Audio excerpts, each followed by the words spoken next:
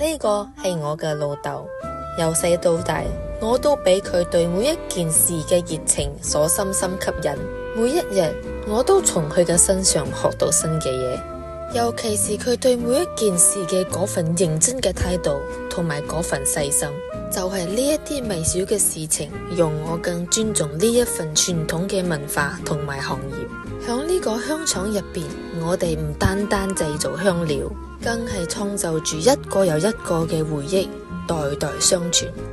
每一種原材料，每一種成分，每一種形象同埋顏色，都含有一個獨特傳統嘅故事。呢一個唔單止係一門生意，呢一個係有熱情同埋認真所驅動嘅傳承。